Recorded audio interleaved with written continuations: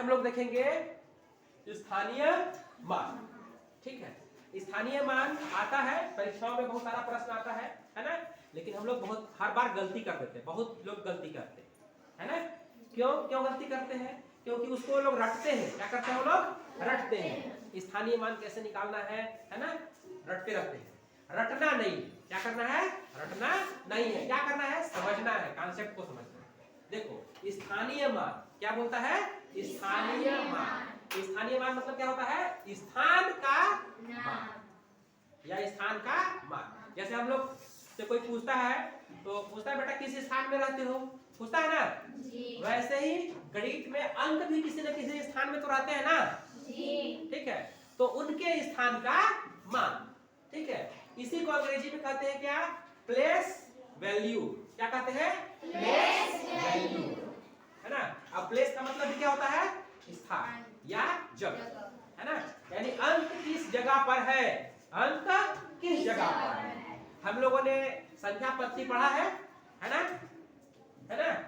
एक से शुरू होता है, एक वाले को पहले वाले नंबर को क्या बोलते हैं? इकाई, फिर दहाई, फिर सैकड़ा, फिर हजार, 10,000, लाख, 10 लाख, ऐसे बढ़ते जाता है ना। ठीक है, और हम लोगों ने क्या पढ़ लिया है? हम लोगों ने गणित में पढ़ा है कि गणित में कितने अंक होते हैं? 10 अंक होते हैं, 0 से लेकर 9, है ना। इन्हीं अंकों का उपयोग होता है हर बार, है ना। इसके अलावा और कोई अंक होता है क्या? नहीं होता, है ना। तो हम लोग लेकिन गणित को बहुत कठिन समझते हैं। गणित बहुत कठिन नहीं है, गणित तो सबसे आसान है।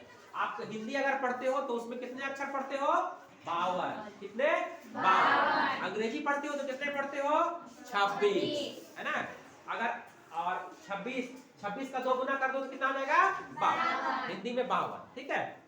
और गणित में कितने अंक? 10। बताओ सबसे आसान कौन हुआ? गणित। सबसे कम अंक हमें किसमें पढ़ना पड़ता है? गणित। ठीक है, तो चलिए देखते हैं, एक प्रश्न लेते हैं हम लोग स्थानीय मान का।